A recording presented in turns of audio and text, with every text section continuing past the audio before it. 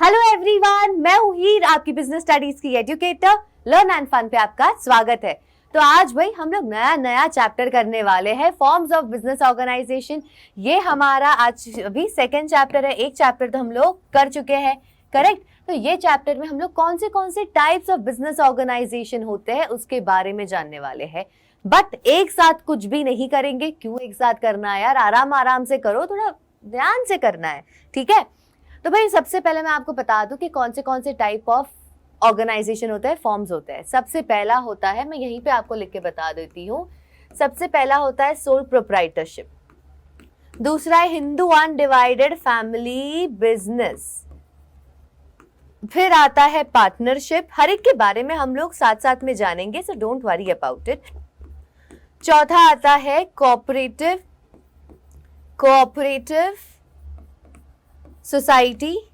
और लास्ट है joint stock company, ठीक है।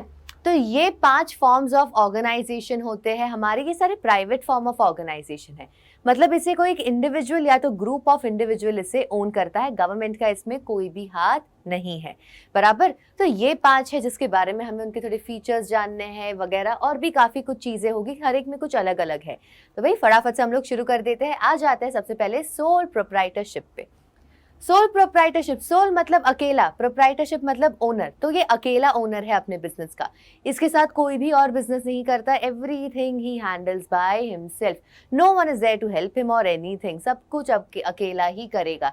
इसमें सिर्फ एक ही मेंबर होता है सोल प्रोप्राइटरशिप में, क्योंकि अगर उससे ज्यादा होगा तो वो सोल नहीं रहेगा ना, क्योंकि सोल का मतलब ओनली होता है, प्रोप्राइटरशिप मतलब ओनर हो जाता है। तो ये अकेला ओनर है। हमने हमारे वहां पे कितने सारे शॉप देखे होंगे, पनवाड़ी के वहां पे देख लो, अकेला ओनर होता है ना। तो कोई ज्यादा लोगों की जरूरत है क्या? नहीं ना, छोटी सी शॉप है। आपके वहां पे अगर कपड़ों की शॉप है, जो किराने की दुकान है, कहीं पे भी चले जाओ, यू विल सी अकेला ओनर होता है उसका। So that is sole proprietorship.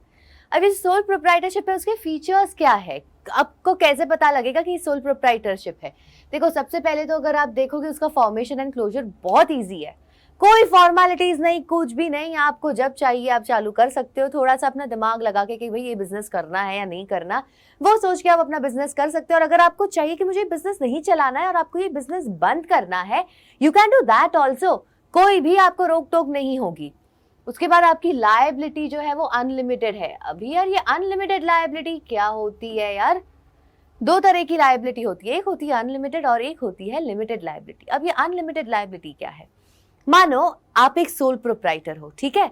आपको अपना बिजनेस चलाने के लिए आपको लेना था लोन। आप गए बैंक के पास से, आपने लिया उनके पास से लोन।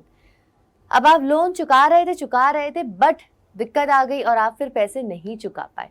बैंक वाले आए, वो लोग बोले भाई पैसे तो हम लेके रहेंगे, पैसे हम हमारे नहीं छोड़ेंगे। तो वो लोगों ने क्या करा, आपका जो बिजनेस है ना उसकी सारे जो एसेट्स है बेच दिए, ताकि वो लोग अपने लोन का अमाउंट रिकवर कर सके। बट आपके सारे एसेट्स बेचने के बाद भी उनका अमाउंट रिकवर नहीं हुआ। मानो जो लोन था वो था 10 लाख का, उन्होंने आपके सारे एसेट्स बेच के 8 लाख रुपए रिकवर कर दिए, अभी भी 2 लाख बाकी है ना। वो लोग क्या करेंगे, अब आपकी जो पर्सनल प्रॉपर्टी है ना, आपके घर का सारा सामान, वो बेचेंगे तब तक जब तक उनको बाकी के 2 लाख रुपए रिकवर नहीं होते हैं। इसे कहते हैं अनलिमिटेड लायबिलिटी। मतलब कि अगर आपके बिजनेस में से अगर लोन का अमाउंट रिकवर नहीं हो रहा है, तो अनलिमिटेड लायबिलिटी में आपकी पर्सनल प्रॉपर्टी भी ले ली जाएगी लोन के अमाउंट को भरने के लिए। ओके, तो इनकी लायबिलिटी अनलिमिटेड होती है। फिर क्या कहते हैं, वो अकेले रिस्क बेरर है और प्रॉफिट रेसिपेंट है। मतलब रिस्क भी उन्हें अकेले को उठाना पड़ता है, बट जब प्रॉफिट आता है वो भी उन्हें अकेले को ही मिलता है। उन्हें किसी के भी साथ शेयर करने की कोई जरूरत नहीं होती है। उसके बाद कंट्रोल की अगर हम बात करें, तो कंट्रोल अकेले के हाथ में है। अकेला पूरा कंट्रोल करता है बिजनेस।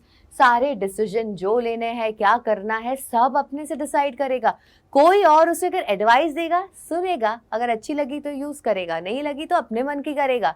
कोई भी उसको रोक टोक इस बात पे नहीं है। उसके बाद no separate entity. No separate entity का मतलब क्या है कि जब लॉ के नजर में, in the eyes of law, हमारे कानून के नजर में जो सोल प्रोप्राइटर है और जो उसका बिजनेस है, दोनों एक ही है। वो दोनों इन दोनों को अलग नहीं मानते। वो लोग कहते हैं कि तुम दोनों एक ही इंसान हो, हमारे लिए तुम दोनों अलग नहीं हो। जबकि बाकी के, जैसे मैंने आपको यहाँ पे ये बताया था, जॉइंट स्टॉक कंपनी, इसमें सेपरेट लीगल एंटिटी होती है, सेपरेट होती है, मतलब लॉ के, कानून के नजर में ये दोनों अकेले अलग अलग है, बट यहाँ पे दोनों एक ही है। ये जो नो सेपरेट एंटिटी है ना, इसी चक्कर में इनकी लायबिलिटी अनलिमिटेड होती है, ठीक है।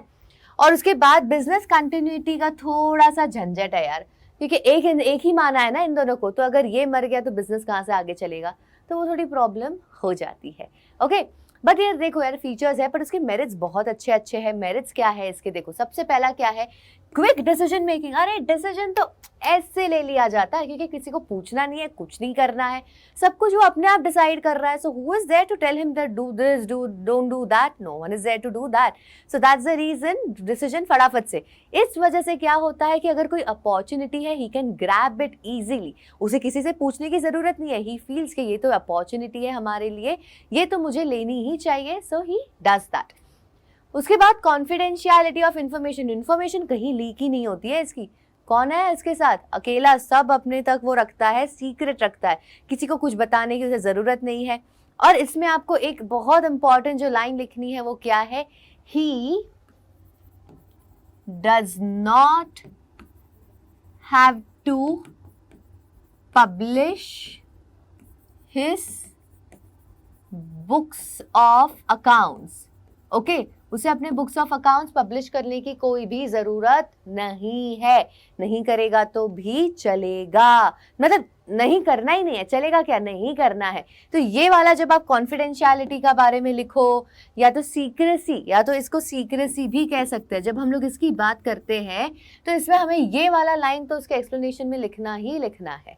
ओके, डायरेक्ट इंसेंटिव, जितनी मेहनत करोगे उतना आपको उसका फल मिलेगा, मतलब डायरेक्ट इंसेंटिव है, मेहनत करते जाओ तुम्हें उसका अच्छा प्रॉफिट मिलेगा, मेहनत नहीं करोगे तो लॉस मिलेगा, इसलिए वो और हार्ड वर्क करता है। ही नोस कि भाई मैं जितना मेहनत करूंगा, डायरेक्ट इंसेंटिव है, जितना मैं मेहनत करूंगा उतना ही मुझे उसका अच्छा फल मिलेगा।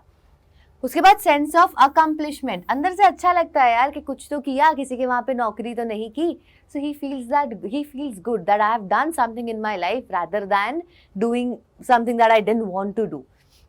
उसके बाद ease of formation and closure, मैंने जैसे आपको पहले ही कहा ना, फीचर्स में ऐसे बंद हो जाता है, कोई टाइम नहीं लगता है, जब चालू करना है थोड़ी सी चीजें होती है जो उन्हें ध्यान रखनी है और वो चालू कर सकते हैं, और बंद करना है तो बंद कर दो, कोई भी पूछने वाला नहीं है। देखो मेरिट्स है पर डीमेरिट्स भी है इसके थोड़े से, जैसे कि सबसे पहले तो लिमिटेड रिसोर्सेज। अकेला इंसान कितने रिसोर्सेज लेकर आएगा, कितने रिसोर्सेज लेकर आएगा, नहीं लेकर आ पाता ना ज्यादा। तो भाई जो पैसे है उसके पास इतने नहीं होते, लोन एक इंसान को कितना ही दे देगा बैंक, ज्यादा नहीं दे पाता है, तो इसके रिसोर्सेज थोड़े कम होते हैं। बाद में जो बिजनेस का लाइफ है वो भी तो कम है, जैसे मैंने आपको कहा नो सेपरेट एंटिटी, दोनों को एक ही माना जाता है। तो अगर ये गया, जो ओनर है वो मर गया, तो बिजनेस का भी कंटिन्यूटी नहीं होता है।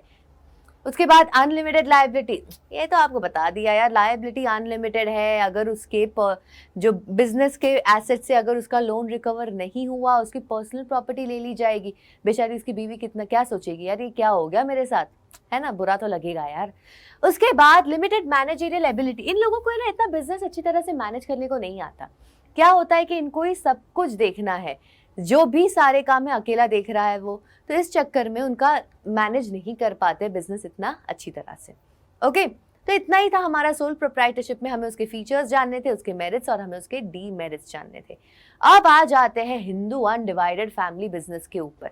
हिंदू अनडिवाइडेड फैमिली बिजनेस क्या होता है, जब 2 जनरेशन से एक बिजनेस चलते आ रहा है, मेरे पापा ने शुरू किया, अब मेरा भाई भी उसमें कर रहा है, मेरे भाई का बेटा भी करेगा, मेरे उसके बेटे का बेटा भी करते जाएगा, तो एक ही बिजनेस में लोग लगे हुए हैं सालों से, तो वो हो जाता है हिंदू अनडिवाइडेड फैमिली बिजनेस।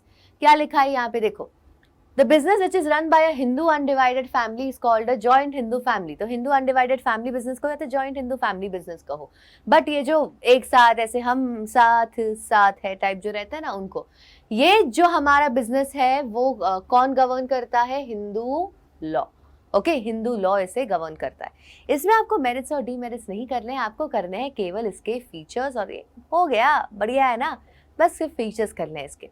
तो देखो सबसे पहले तो इसमें मैं आपको मिनिमम मेंबर्स की यहाँ पे बात कर देती हूँ। मिनिमम आपके 2 मेंबर्स होने चाहिए। इसके साथ साथ आपको इसकी कुछ खूबियाँ बता देती हूँ। ये देखो, सबसे पहले तो लड़कियां जनरली नहीं होती है इसकी member, it is only male dominated. अभी इसमें देखो, आप देख सकते हो कि ये जो अंकल है, ये जो ताऊजी है, ये भाई सबसे बड़े हैं इसमें, है ना। तो ये होंगे ये बिजनेस के जो मैनेज करने वाले इंसान, जो पूरा बिजनेस कंट्रोल करते हैं, इन्हें हम कहेंगे कर्ता। और ये देखिए, ये उनके, ये भी अंकल कौन है यार, तो ये भी बूढ़े हैं, ये भी बूढ़े हैं, बट ये कोई और बूढ़े होंगे, छोड़ दो अभी कौन है पता नहीं। और फिर ये जो बाकी के बच्चे लोग हैं, ये सब जो है, ये सारे लोग मेंबर्स है, मतलब ये ओनर है, ये ओनर है, बट ये सारे मेंबर है। यहाँ पे मैं लिख देती हूँ, ये जो है ये है ओनर, ओके। और ये जो है ये है सारे मेंबर्स जो ओन नहीं कर रहे, तो इनको कहते हैं को पार्सनर्स, ओके। इनको को पार्सनर्स कहा जाता है। उसके बाद एक और इम्पॉर्टेंट चीज, ये देख रहे हो, ये जो दो छोटे छोटे बच्चे हैं, 18 साल के लग रहे हैं? नहीं लग रहे हैं ना, बट ये लोग भी मेंबर्स है, ओके। ये लोग भी मेंबर्स है। एक जॉइंट हिंदू फैमिली बिजनेस ही ऐसा बिजनेस है जिसमें एक माइनर मेंबर बन सकता है, वरना ऐसा कोई बिजनेस नहीं है जिसमें माइनर मेंबर बन सके। जैसे ही पैदा हो जाते हैं ना लड़के लोग, वैसे ही वो लोग इसके मेंबर बन जाते हैं। ठीक है, इतना क्लियर हो गया। कर्ता कौन है, को पार्सनर कौन है? कर्ता जो है पूरा बिजनेस ओन मैनेज सब कुछ वही करता है, ठीक है, इसलिए करता है वो, इसलिए वो करता है। Okay, that was weird. चलिए अब इसके फीचर्स जान लेते हैं। इसका फॉर्मेशन में कुछ नहीं है, बड़ा इजी है। इसको गवर्न कौन करता है? हिंदू सक्सेशन एक्ट, ठीक है। उसके बाद लायबिलिटी की अगर हम बात करें तो लायबिलिटी में जो कर्ता जी है उनकी ही लायबिलिटी अनलिमिटेड है, जबकि बाकी के सारे जो मेंबर्स, जिसको हम को पार्सनर्स कहते हैं, को पार्सनर्स इसलिए नहीं लिख रही हूँ क्योंकि वो फिर टाइम लगेगा लिखने में, और मैं बोल इतना फटाफट रही हूँ तो I can't match the speed. तो ये जो बाकी के मेंबर्स हैं हु आर को पार्सनर्स, उनकी लायबिलिटी लिमिटेड है। अब कंट्रोल, पूरा बिजनेस कंट्रोल कौन कर रहा है? एक अकेला करता, सब कुछ वही डिसाइड करता है यार कि क्या करना है क्या नहीं करना है, सारे डिसीजन इन्हीं के होते हैं। कंटिन्यूटी की बात करें तो अच्छी खासी है। क्यों? अरे यार, बच्चे होते रहेंगे तो बिजनेस चलते रहेगा, है ना।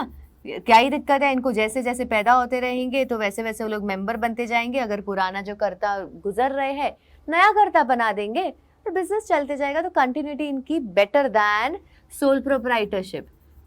इनकी कंटिन्यूटी सोल प्रोप्राइटरशिप से तो काफी ही ज्यादा बढ़िया है, बराबर। और माइनर मेंबर्स, जैसे मैंने आपको कहा था, ये अकेला लौता बिजनेस है जिसमें माइनर मेंबर्स होते हैं, जैसे पैदा हो गए बन गए मेंबर्स, ओके।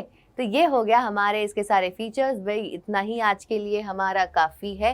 क्यों ऐसा क्यों मैं बोल रही हूँ आज सिर्फ इतना काफी है? क्योंकि हमारे 5 है, तो आज हमने कर दिए 2 ना, तो आज हमने कर दिए 2, sole proprietorship and Hindu undivided family business. Next class में जब मैं आपको मिलूंगी तब मैं केवल आपके साथ पार्टनरशिप ही करने वाली हूँ, ठीक है ना, सिर्फ पार्टनरशिप, क्योंकि इसमें थोड़ा बड़ा टॉपिक है। इसमें हम लोगों को इसके फीचर्स भी करने होंगे, हमें इसके मेरिट्स भी करने हैं, हमें इसके डीमेरिट्स भी करने हैं। उसके बाद हमें टाइप्स ऑफ पार्टनर्स करना है, उसके बाद हमें टाइप्स ऑफ पार्टनरशिप करना है। भी देख रहे हो, कम नहीं हो रहा है, खत्म नहीं हो रहा है अभी तक।